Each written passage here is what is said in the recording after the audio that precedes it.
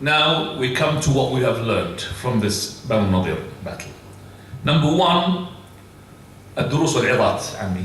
ماذا نتعلم من غزوة بني النضير؟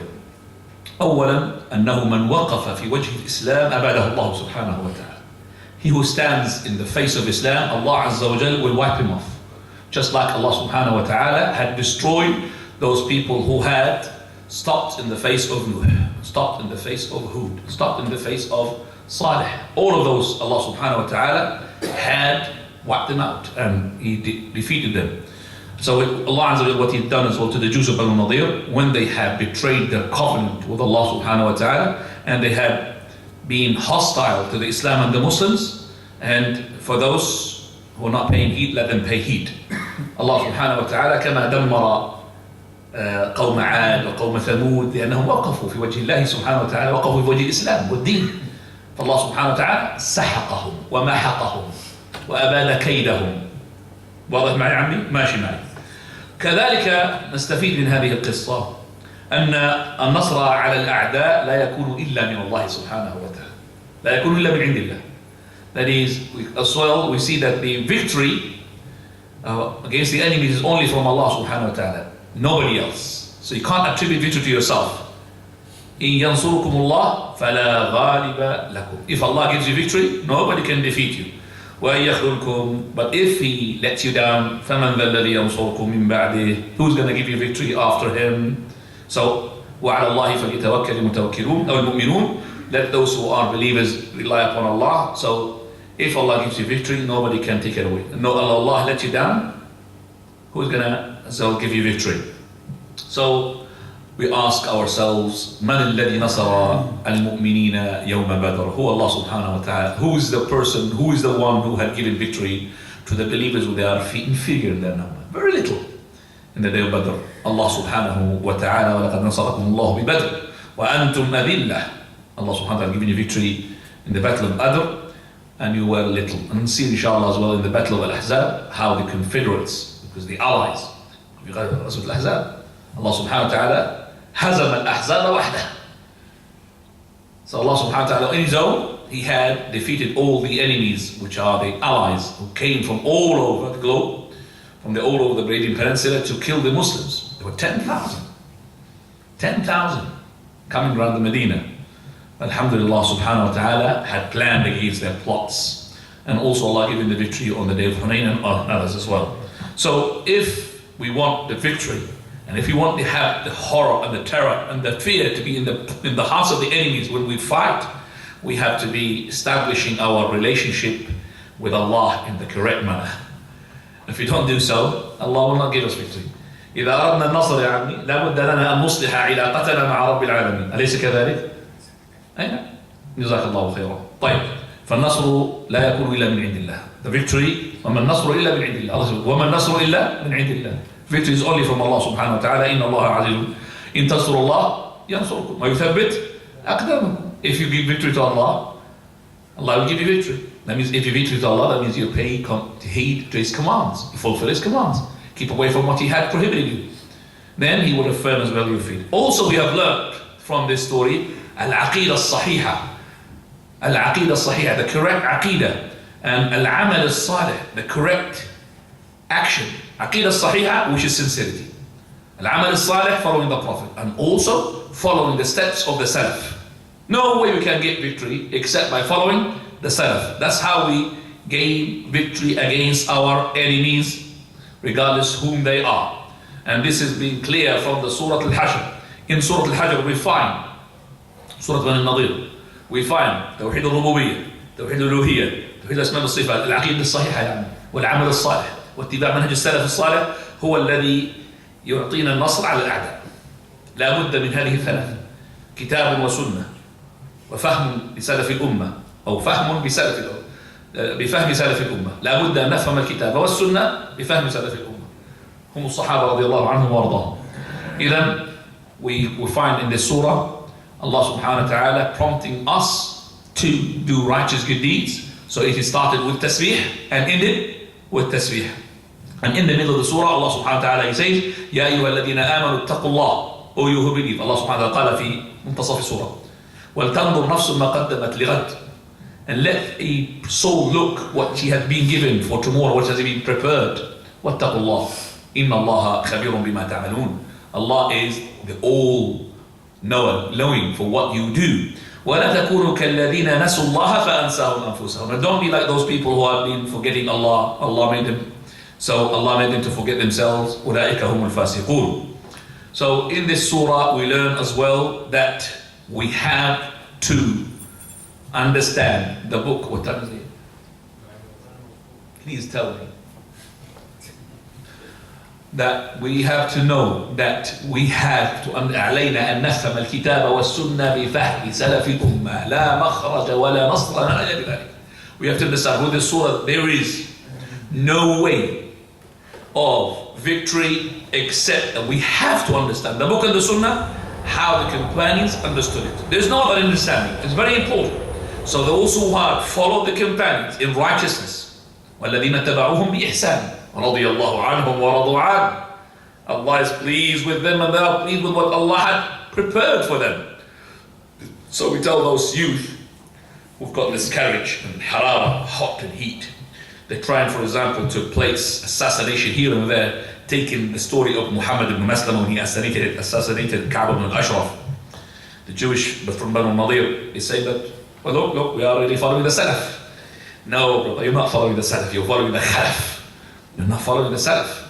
Because when the Prophet ﷺ sent Muhammad ibn Maslama and he came back and he was putting his head up and he was amongst the Muslims and nobody would dare to lay a finger upon the Muslims.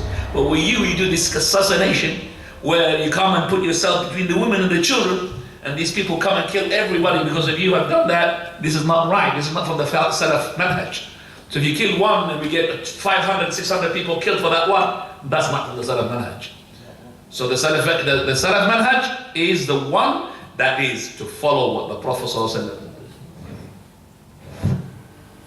did. Somebody there? خير إن شاء الله. I thought takbir for the jihad.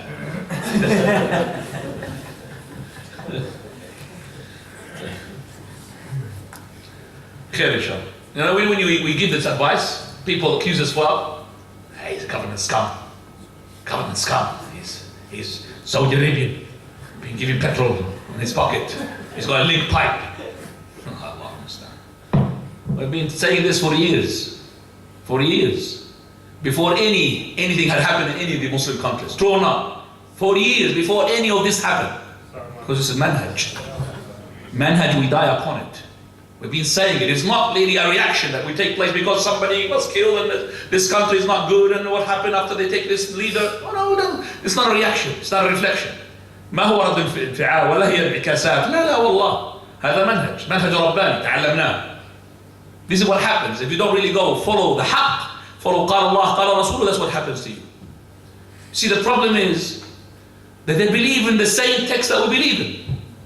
They believed in the one who had said the text like we believe in them. But this is the understanding.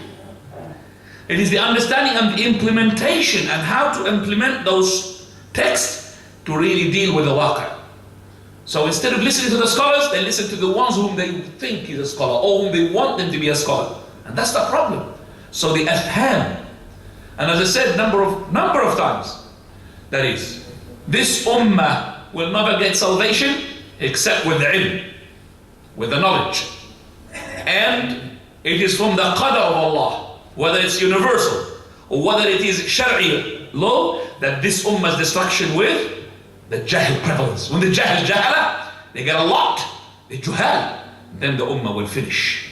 And the first fitna of shirk took place because there is no knowledge. And the shirk will take place later on because there will be no knowledge. And the first fitna that took place, fitna to al-ghuluwi fi takfir. Extremism in killing what? Takfir. He's a kafir, this leader is a kafir. And when you say he's a kafir, that means he's a fajr. I have to kill him. And when I kill him, then I have to kill every person who's supporting him. And that is why the Muslims, they end up killing each other. So you are saying what is happening there, oh, these people are khawarij, are killing each other. But brother, you have laid the seeds for that. You are the one who planted the seeds for this. It is because of your ideologies. Those people, they're seeing it no problem to kill those people who are siding themselves with this or siding with it. And they say, La ilaha illallah Muhammadun Rasulullah.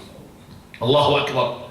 How can a person say, La ilaha illallah Muhammadun Rasulullah, yet he sees it lawful for him?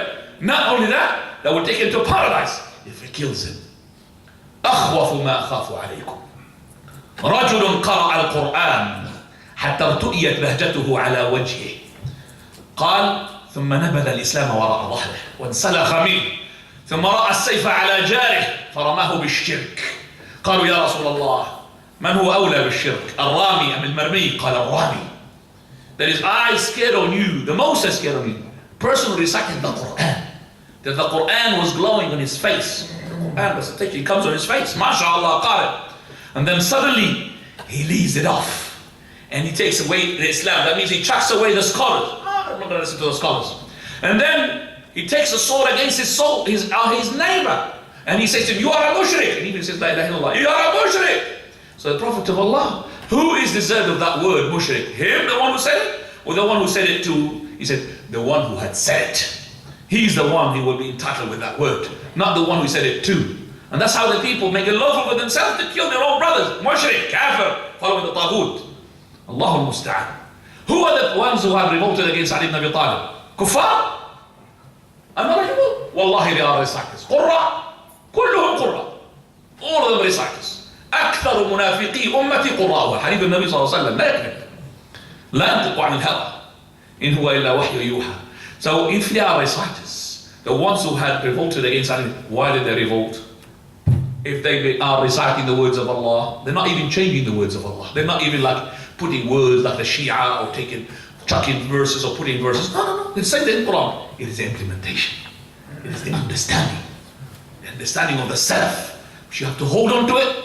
And this is Sabilul Najah. No other Najah in it. And enough is enough. When is it time for us to wake up? When is it enough for us to say that, hang on a second, when the Prophet ﷺ, he said, سَيَأْتِي عَلَيْكُمْ زَمَانٍ, trouble will come to you.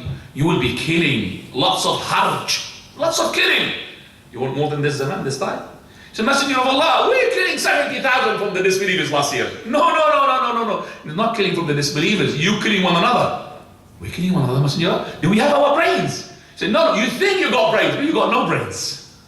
And that's what the Prophet is talking about. What time? You think you got brains, but you got no brains. يَخْلُفُ هَبَاء. People are nothing. People are kids running the show. They're not the scholars. The scholars say the government scum is being paid by Saudi Arabia. That's why he's saying, enough is enough. We have to wake up. And to say which is wrong. Follow the scholars. And there is no salvation for you except in the scholars. First fitna was takfir, and the last fitna will be takfir. Because, as Abdullah ibn Umar, he said, كُلَّمَا نَشَى قَرْنٌ قُطِعٌ. Those people, every time they come, they will be seized until حَتَّى يَخْرُجَ فِي أَعْرَضِهِمُ الدَّجَّالِ. The Dajjal will come up inside those people who are reciting the Quran, but implementing the Quran in the way which is not the Salaf implemented it. Wake up. And I say, wake up, cool. And stop, having the emotions on you. Oh, must be Khan, Amil.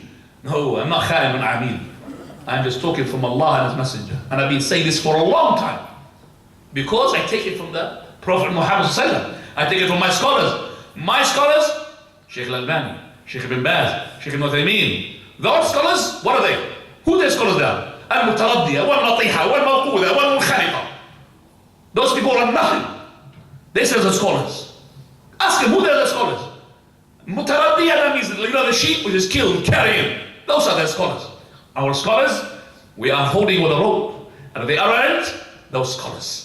The really scholars. Sheikh Al-Albani, Ibn Baz. And it extends to, then we go to Sheikh Muhammad ibn Wahhab. It goes to Sheikh Islam ibn Taymiyyah. It goes to Abu Bakr and Umar. It goes to Muhammad sallallahu alayhi wa sallam. This is the rope. تمسكوا بحبل الله. وأقول قولي هذا واستغفر الله.